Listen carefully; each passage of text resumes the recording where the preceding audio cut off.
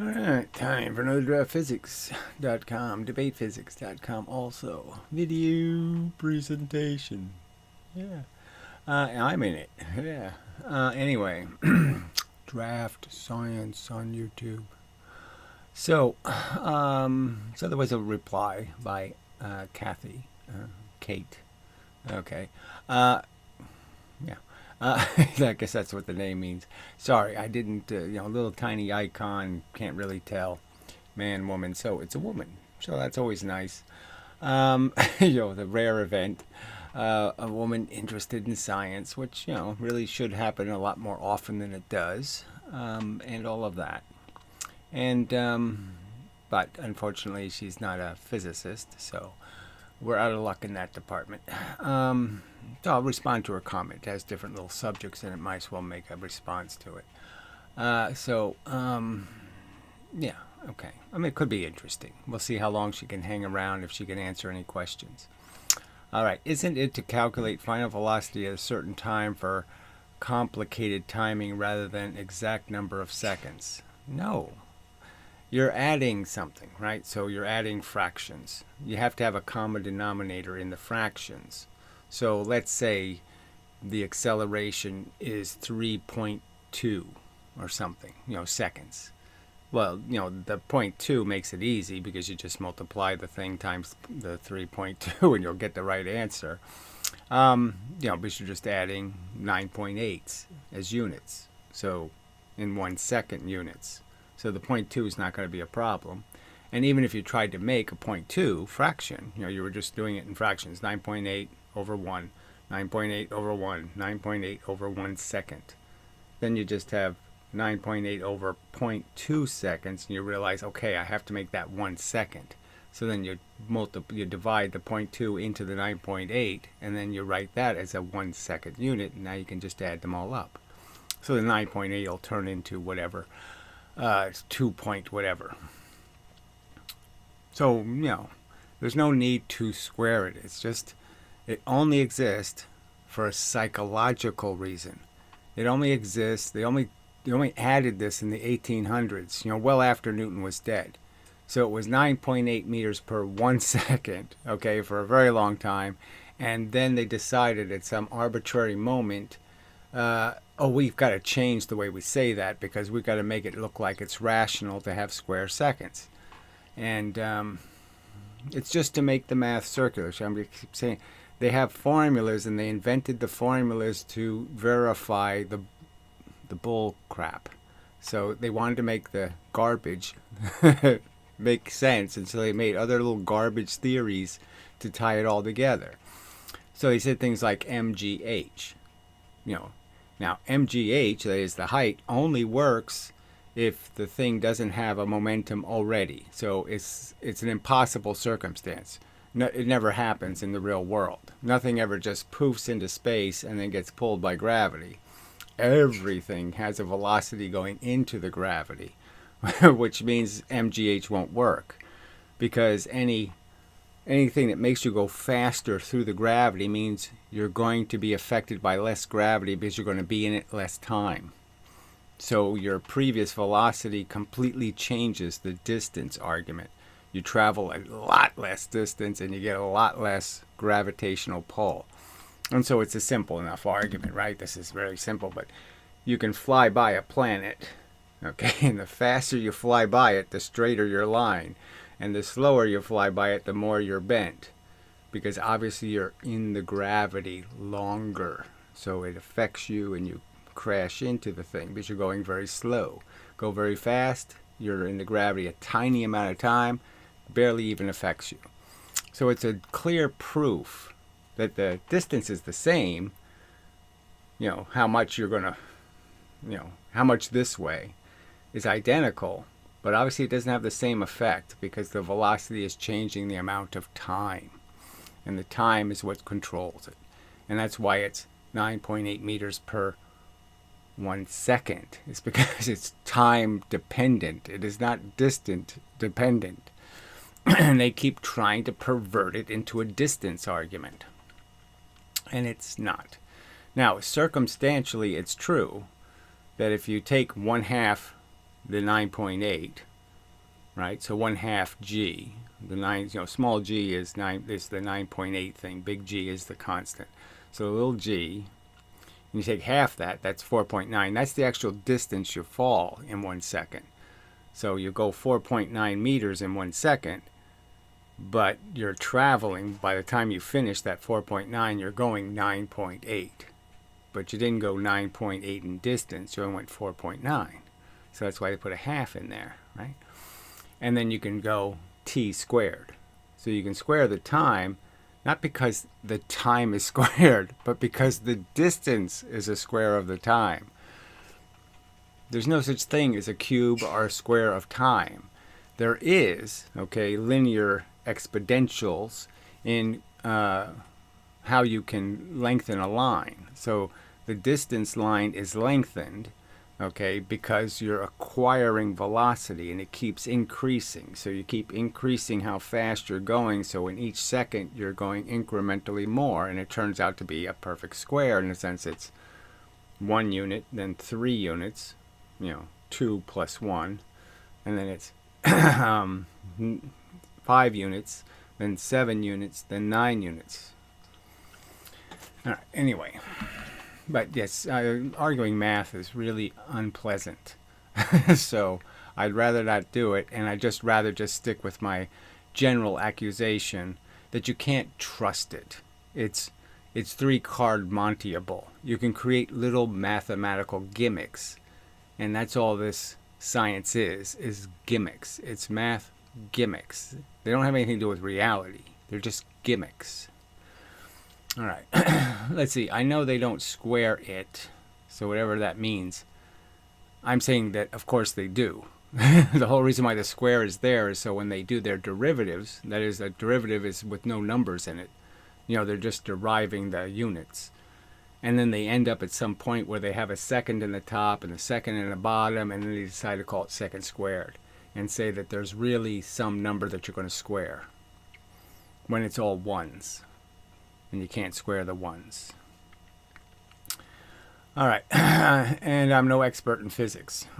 I have a biological science degree specializing in psychology. So that's also, so it's an interesting subject, right? I don't know if I call psychology a science, but no offense. I'm saying, yes, you can be educated in trends and habits and profiling. You can do some profiling, and there's some psychology, but actually understanding human behavior, it's kind of a mushy science, I would argue. And even psychology, and even the, why can't I think of the name of it? I can't believe this. I'm going to pause and think. I mean, I have to be able to come up with this label for the medical degreed psychologist. Shit. I can't believe I can't remember the word for that. No, it doesn't matter. I've seen both. So, in my earlier life, when I could actually acquire some sort of health care, I was able to get a psychologist and a psychiatrist. There we go, psychiatry. And they were all kind of nuts, frankly. The psychiatrist was really wacky. He's one of these guys he's Australian, and he was one of these people that need to go windsurfing and do this and do, a little adventuring stuff. And you're saying you're not psychologically smart enough to know all that is kind of just bullshit, that it's really not worth all the bullshit, going up the mountain to ski down the mountain kind of stuff. It's just like, what the fuck? Why go to all that trouble?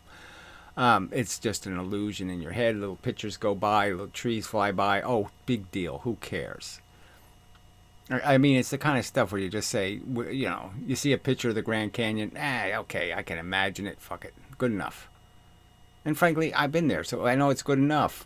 It's the same as your memories in the end. Your memories aren't any better than the photographs, frankly. So just stick with the photos. I'm just saying little tricks like that. And it just seemed like guy's a psychiatrist and he hasn't figured out that his brain is just fucking with him. So anyway, the point is what? So whatever. Okay, so we don't know whether she's actually doing psychology on people or whether she's doing some sort of like lab work or something. So, but anyway, who cares? It's okay. It doesn't matter. Obviously, you have to do some physics to, some other sciences besides just psychology to be a psychologist, I imagine. You have to know some chemistry and all that kind of stuff, and there's physics in that. So it's at least a science degree, which is good. But it is kind of a mushy science. I actually had a female psychologist. I had two psychologists. And the fact was the system, right, the healthcare system, would pay them so little that they had absolutely no incentive. And then they had a law that said you can't give them money under the table. So you can't supplement the poor amount of money, the 22% of their real fee, that the government would actually pay, the insurance. And so it was kind of funny that, they both bailed on me because, it wasn't enough money. It wasn't worth their while, so to speak. But the woman psychiatrist, it was kind of a, we ended up being kind of, so it got, we decided, yes, this is getting entangled. So we decided it was enough entanglement. Anyway, let's see. I just find this interesting. Yes, well, you should. I mean, it's kind of an interesting circumstance. Here I am, this individual who I'm sure I'm rational, okay? And I'm reasonable, and I'm fair, because I spent my whole life studying being rational, reasonable, and fair. It's my thing, okay? I've contemplated it since my first conscious moments. These were important concepts to me. Here I am in a world where, these things are really obvious arguments about credibility and honesty. And, you're just basically defining what a science is. And a science isn't supposed to be a religion. It's not supposed to be a bunch of axioms they never tested. A bunch of statements about the existence of virgin births and all kinds of other stuff without any evidence that this is a thing, And, that's what science is supposed to be. And there's this ton of evidence that the science never cared about credible evidence, and that it could be fooled by silly experiments. I mean, just silly things. It's like as if you go quickly across thin ice and the ice doesn't break, and instead of drawing the conclusion that, well, it's because you're putting less pressure on the ice because you're over the ice less time, they come up with some magical theory that, no, you have special floaty feet and you're floating on a cushion of magic dust, and that's why you made it across the ice. And you're just saying, come on, this isn't a reasonable theory. Where did you get the evidence that I have anything? There's magical stuff on my feet. Come on. That kind of thing.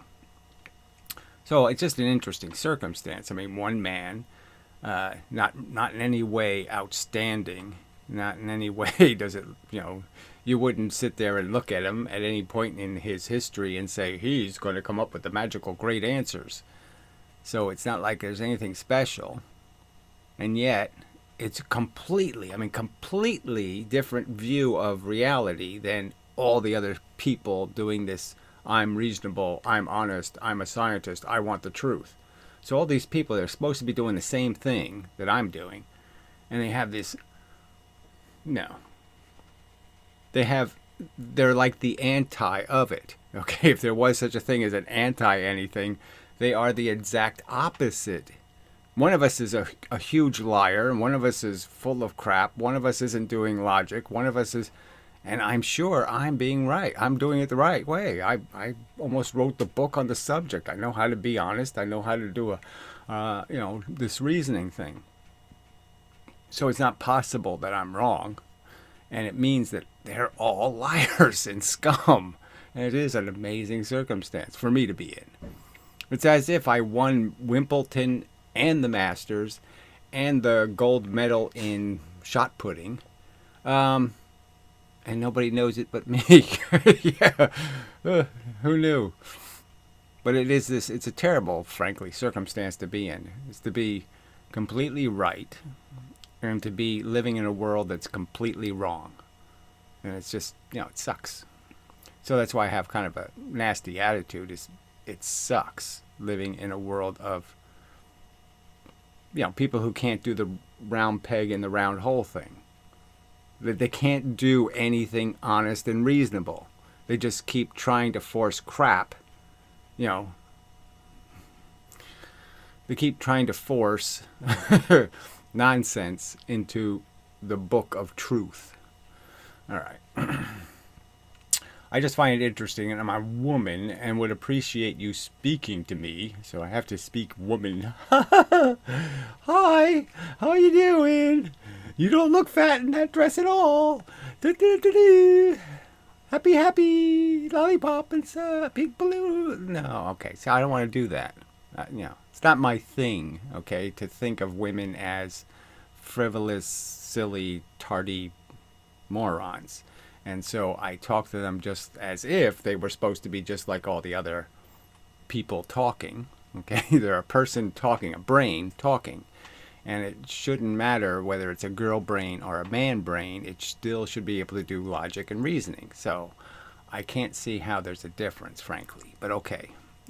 Speaking to me with fewer assumptions. So I don't know what the assumption was. I have to think about it. What assumption did I have? I didn't assume you to be a man or a woman in some sense. I mean, obviously, okay, I profile the comments section and it's 99% men, so, but I don't think I said anything particular about, some male thing. Okay, I mean, I didn't accuse you of some male act. I mean, don't be spreading your legs at me or something. I didn't say anything to indicate, But anyway, it's fine. It's a good enough shot in the sense that yes, I didn't know you were a woman, and I didn't think I said anything that excluded you from being a woman. But okay, and no insults, please. Well, that's impossible. I'm sorry. There's no way I can have a conversation with people who are wrong. Okay, I have a bunch of wrong beliefs without in some way or other kind of insulting them. I mean, I could argue about all the things you've fallen for in your life. And it's going to be insulting if I start making a list of where you got that wrong. And, that's a silly thing to believe. And, that's nonsense. So, I mean, I don't know what you believe. I don't know how silly you are, but I'm just going by my experience with humanity is that there's no person I have ever met who doesn't have some kind of silly crap in their brains as a truth.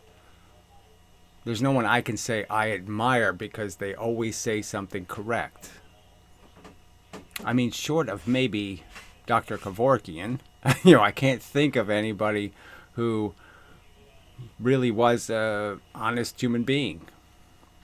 But maybe you are. So, okay, we'll see what happens. But I don't think I did any insulting yet. I mean, maybe I will, though. And I'm just saying, but you can't take it too seriously, right? You're a psychologist, you should know. I'm not sitting here saying, I'm going to gain points by making insults. I want to make physics arguments. Now, the problem is you're not a physicist, so, But some of these physics arguments are so simple. Like the idea of you're going to bounce something off a wall. And the idea is that if it reflects with all the energy that it has, going in, does it really make any sense that any of the energy went into the wall? I mean, does it really make any sense that twice the amount of energy went into the wall?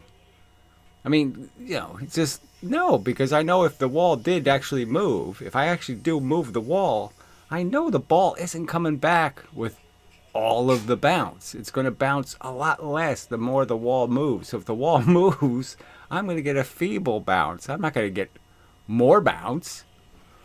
So obviously it doesn't make any sense. I mean, a kid could figure this stuff out.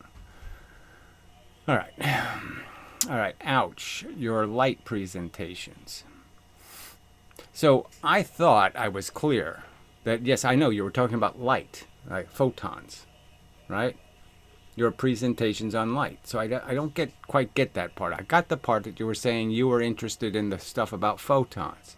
And I thought that's exactly what I said. So, why that bit of miscommunication happened somewhere in here, I'm not too sure. So I really don't know what to make out of that. Ouch. Your light presentations equals your presentations on light. Yes, I got that. I just don't know what you're saying I said that sounds like I said something else. I could watch the video again, but I don't really want to do that. It's a small point. So, as grown-ups, we'll just say, okay, let's not worry about that trivial thing. All right, we'll move on.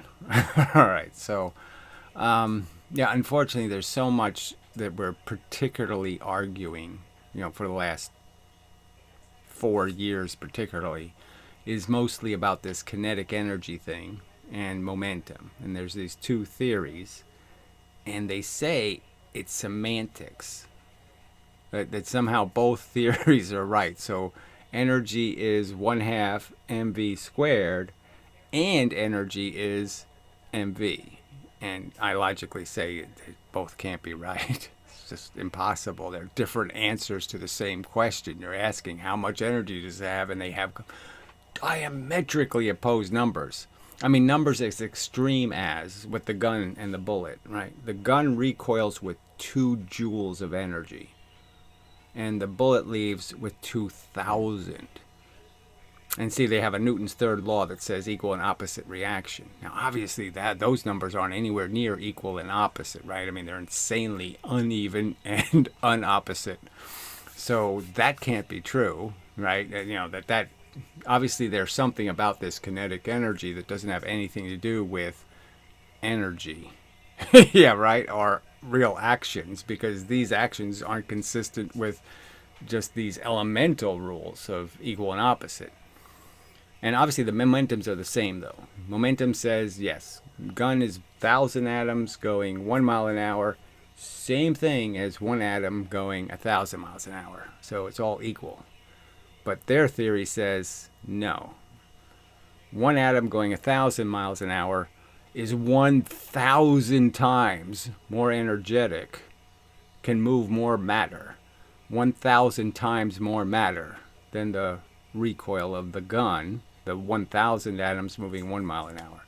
And I'm just saying, oh, come on. This is almost childish addition and subtractions, right? I mean, how the hell can that be semantics? Those are completely different descriptions of reality.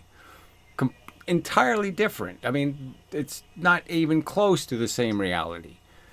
And I'm saying they're in direct contradiction, which seems obvious. 2002 are very different numbers, and there's no way to confuse it as some sort of semantics mistake that I'm missing 3 zeros. That's not a semantics mistake.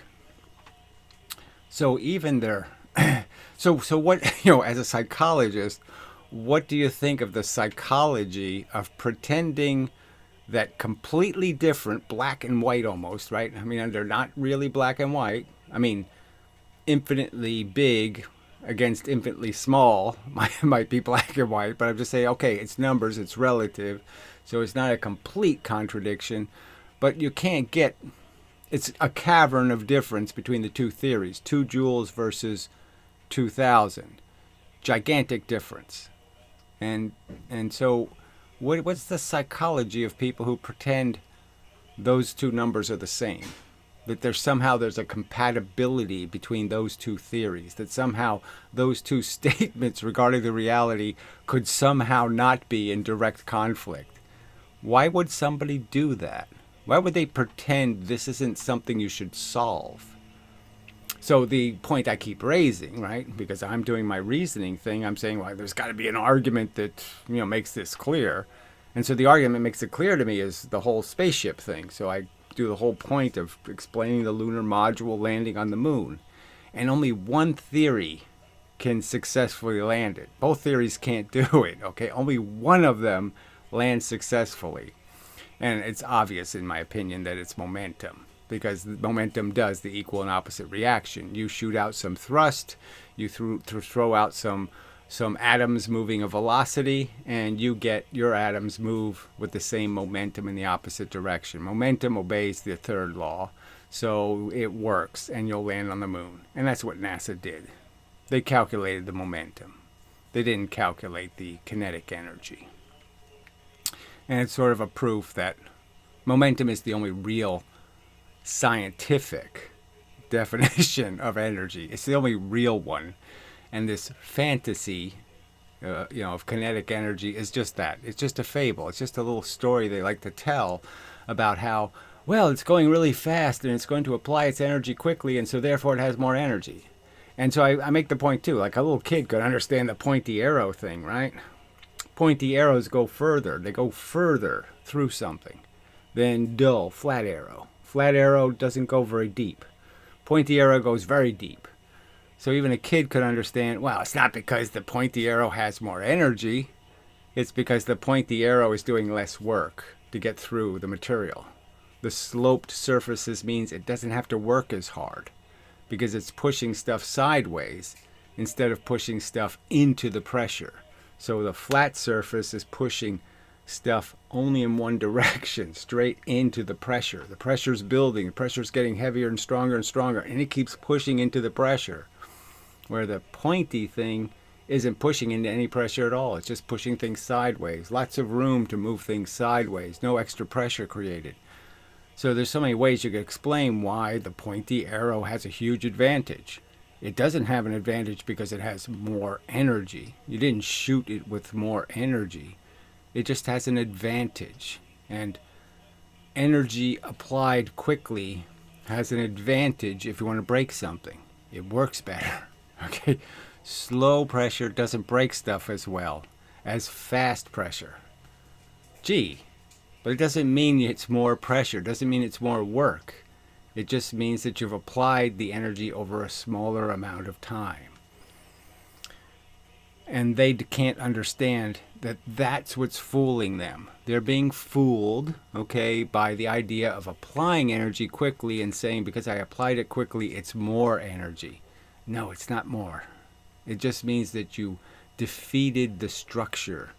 There's a barrier and you found a weakness the barrier has, and you exploited the weakness, but you didn't need more men to do it. You didn't need more clubs to do it. You just had to, shape yourself in the right shape to do it. All right, so I'm being patronizing. I don't want to do that.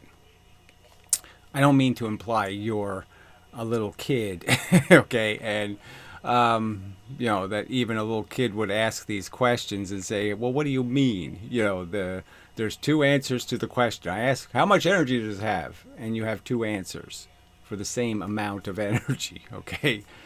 The gun recoil is 2, even though it has the same momentum, and the gun bullet is 2,000. And the kid reasonably says, well, how can 2,000 and 2 be the same number?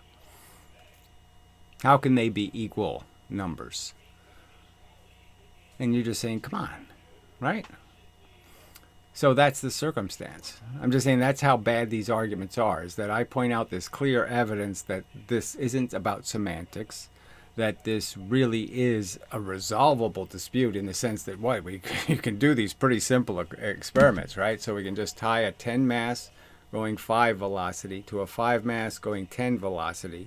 The 5 mass going 10 is supposed to have twice the energy, twice the joules of energy, twice. So it's like 200 versus 100.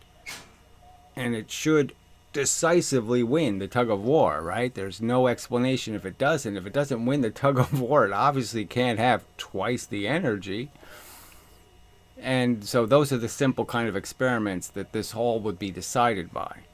So instead of doing the experiments for the last 350 years they've been preaching their sermons, instead of just doing this single, fingerprint the Holy Ghost or whatever, at least get a shoe print, some kind of evidence for this Holy Ghost, they instead have done nothing to secure this identity when it's this simple.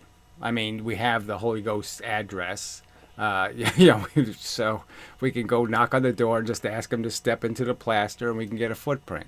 I mean, what's the big deal? It's a really easy experiment to do, and they haven't done any of them. They haven't dropped 4 pounds 1 foot and 1 pound 4 feet. They haven't done tug of wars. They haven't done levers and said, well, somehow the balance doesn't know what the truth is. Because the balance says a 1 mass going 4 velocity equals a 4 mass going 1 velocity. And their theory is that a 1 mass going 2 velocity is the same as a 4 mass going 1. I mean, those are clear distinctions. And you're saying, come on. So in this argument, I'm sitting here defending something as simple as, yes, the lever proves it. I mean, it's just a balance for crud's sake. It's a balance. It's an oscillator. It has to have the same energy over here that's over here. It has to. It can't have different amounts of energy. It can't have twice the energy over here. Come on. And all I get is insults and hostility and attacks on my personal life for making these arguments. And so I'm just defending the fact that, yes, I'm hostile. I'm defensive because I have something to be defensive about. Because these people really are aggressive and they're lunatics. Okay, they have to know their science does suck. They won't admit that their science sucks, that it's pseudoscience, because they never bother doing any of the experiments. I mean, come on, how could you not understand these arguments I'm making? Right? 400 times better resolution, so you can see things 400 times clearer from outer space. The atmosphere is a huge degrade in how we see. It degrades visibility by 400 times. So it's like really thick fog, you could say. I mean, frankly. And so it's a huge advantage doing any kind of viewing of the universe from clear space. And so on Earth, if you want to do an experiment to see light bending, well, you have to wait for an eclipse because the sun diffracts all the light, and so you can't see anything when the sun's out. Right? Telescopes don't work when the sun's out because the sun creates a whole bunch of photons that fly into your telescope from all kinds of directions, and so you can't see anything. So you have to do them at night. So you obviously can't see light bend around the sun if you're not looking at the sun, right? So yeah, that's not going to work. So they have to wait for an eclipse. And so it's this, and then eclipses have all kinds of good eclipse, bad eclipse. There isn't just the standard eclipse. There's eclipses that are way low on the horizon, which means you go through a whole lot of atmosphere, so it's really bad. It's like, it's like space ends up being 900 times better seeing when you have to go through more atmosphere. And so once in a while you get a 12 noon eclipse, like we had 3 or 4 years ago. And see, in 3 or 4 years ago, they didn't do the experiment. No scientist did the experiment. An amateur did it with a cheap little 3-inch telescope, but yeah, garbage experiment, frankly. So you don't have, this is, it's a really important subject. I mean, is light bent by gravity, and is it bent twice as much, which it seems totally non-intuitive. The lightest, fastest thing in the universe is somehow twice as bent by gravity? The very fact that it's bent at all is suspect, but twice as bent? So it's an important experiment. And so from space, it's 400 times better resolution. You don't need a 12-foot telescope, and you don't need an eclipse. And it only takes 5 minutes. You watch something for 5 minutes, and you get a nice time scaled image, and you can see exactly where it moves and how it moves and where it's supposed to be and where it's not. You could even take a videotape of it, frankly, from space. You could actually videotape the deflection in its motion, its non-linear motion. You could actually see it happen as a video. And they've never even, the argument is that somehow they never even attempted it. When we have probably 300 cameras in space. I'm probably not exaggerating. There's probably 300 cameras up there, and they haven't bothered. 5-minute experiment. And they say they're doing really good science. Science is real credible and really good, because we do this scientific method thing. You know, we redo experiments, we make sure they're right, we make sure we test. Obviously, they don't test anything. Never drop 4 pounds and 1 pound.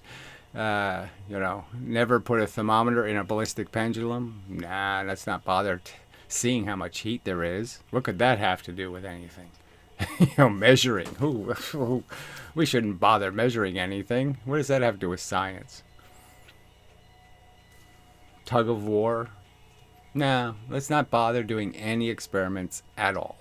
Crash a car? No, let's not do that. Now, Mythbusters did it, and it came out exactly as I would say it should come out, which is zero evidence of kinetic energy. So they crashed cars, zero evidence of kinetic energy being right, complete validation of momentum as the correct answer. That is twice the speed, twice the crushing of the car, not 4 times the crushing.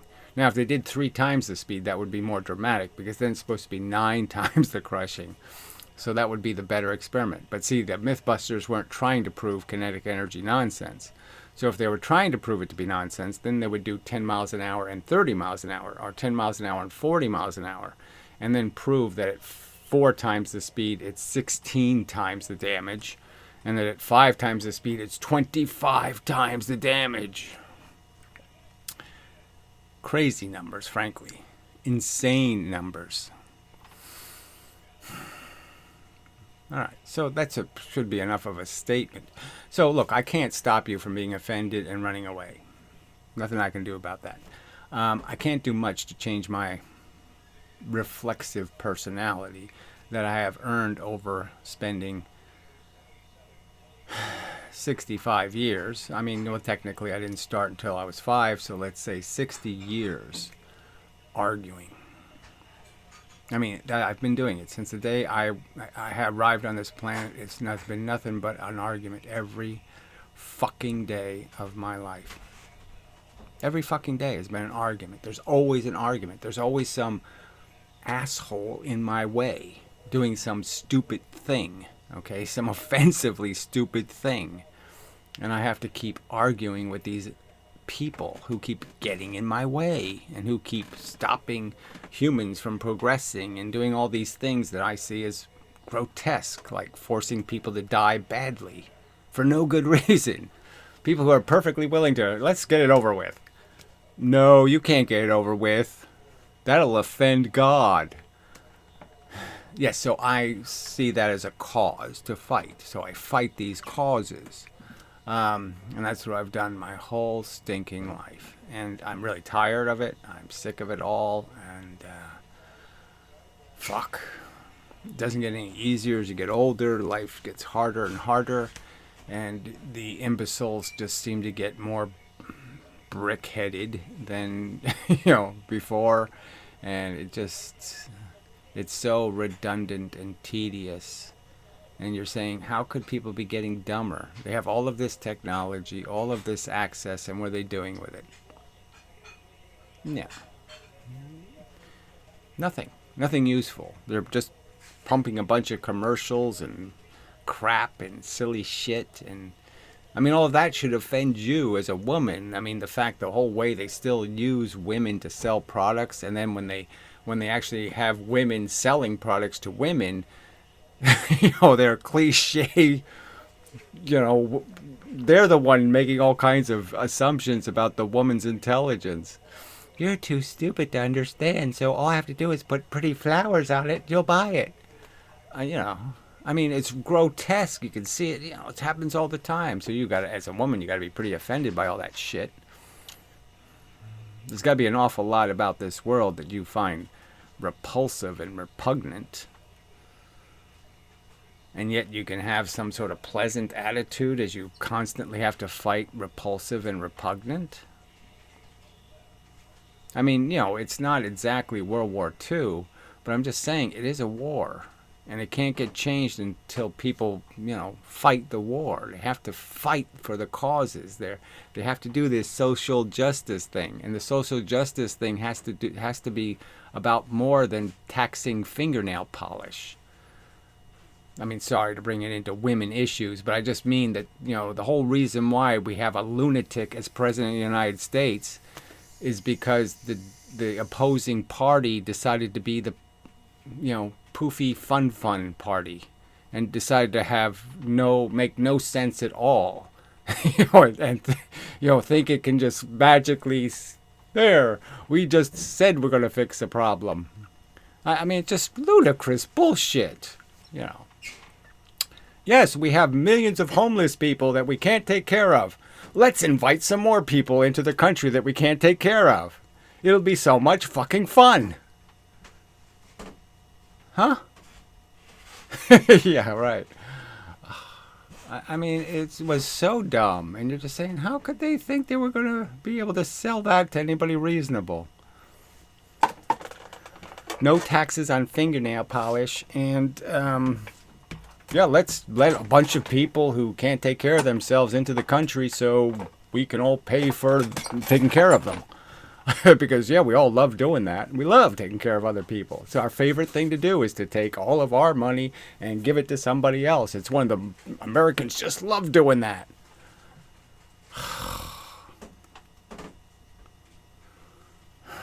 Too fucking silly. Anyway. That's probably enough of a rant, right? Yes, okay, so this is what we call an exceptional video. Yeah, so I should call it... No, look, it doesn't hurt to once in a while talk about the process of trying to change physics and how it's not going to happen until the physics changes. That is, the physicists have to change physics, and they won't do it because there's no money in it. There's no money in telling the truth. There's money in telling the silly story because they'll finance silly stories. They won't finance, the truth. Because the truth isn't going to make a quantum computer. Oh, it's going to save us all, the quantum computer. I mean, again, it's so silly. They have magic qubit that can add 2 plus 2 without having to add 2 plus 2. It doesn't have to see the 2 or the 2, and it can know it's 4 is the answer. I know the answer already. Because I'm a qubit, and I can do special, I don't even need to see the problem, and I can produce the answer math. Too pathetic. Insane. It's not even pathetic. It's just crazy. How do they defend this idea that they can take a shortcut to the truth? They don't have to do the process of understanding the circumstances and then calculating and then finding out what the next step is. You have to calculate it. You can't just... I'll go to one of the many universes that were created where the right answer is and get the right answer from that universe and drag it into this universe. No, you can't do that. Oh, it's just so depressing. Anyway. All right, I'll pause and see if I have anything to add. But yes, not enough physics in this video, I have to admit. Well, there's some physics in the sense I just highlighted the simple, crude arguments and made the point that, come on, too ridiculous. All right, I think I'll just leave it there. So, till the next time. Oh, I didn't draw anything now. Yeah, I like to draw something. All right, we'll do a quick, just a quick replay of the simple pendulum experiment that was supposed to be done by physicist Michael. Okay, so he bought a big giant weights and was going to make a nice big Newton's cradle to prove this physics of theirs. So the idea is I put this at a certain height to create, let's say, 100 momentums when it hits this one. So it's going to go up here and then it's going to swing down, hit with 100. And their theory is that this 3 times the mass here, right? 3 times the mass, will leave, okay, with 150 momentum. So I've increased the momentum by a half, okay. And this will rebound, okay, with 50. So it goes back halfway, right? So we have 50 plus 150 now. So we started with just 100, and now we have a total of 200 momentum. I mean, 50 going this way, and 150 going this way. Okay, like that matters, but that's what they think. They think direction matters. So they argue that, oh, okay, that's not really extra momentum. Even though it's real mass moving in the universe, they think that you minus the 50 from the 50 here and you end up with 100, so we still have the same amount in the universe.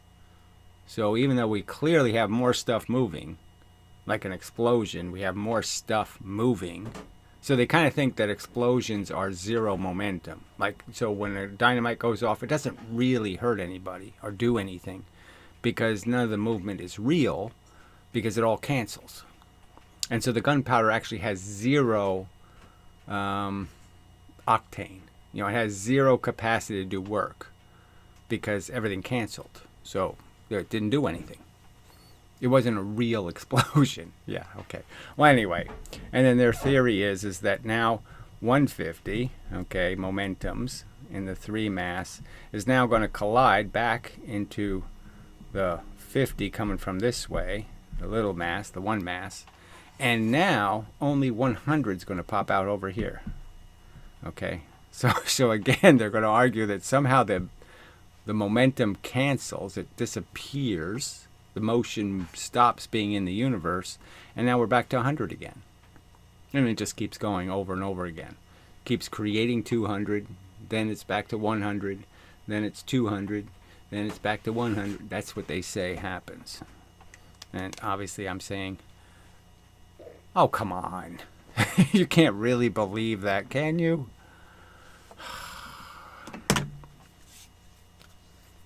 I mean, it's free energy is the point, right? I mean, if I start with 100 going this way, and who cares what goes that way? That's way I'm not paying any attention. And I've now increased it to 150 this way. I just crash it into another heavier mass, and I keep increasing how much more momentum I'm making. So I just keep making more and more momentum until I get to like a 10 times the momentum, and then I can just reverse it and keep doing it, and you know, use a lever to convert it, and I can just keep making free momentum. It's free energy physics. And we know there's a ton of free energy nuts out there. If it worked, they would have already made one. You know, so it doesn't obviously work. It doesn't actually happen. All right. So anyway, satisfied my need to draw. Till the next time, and such and so forth and whatnot. Yeah, that's enough. This has been draftphysics.com, debatephysics.com. Oh, but nobody will debate. The only thing they'll do is insult. That's not really the same thing as debating. They'll never stay on the subject. Ever.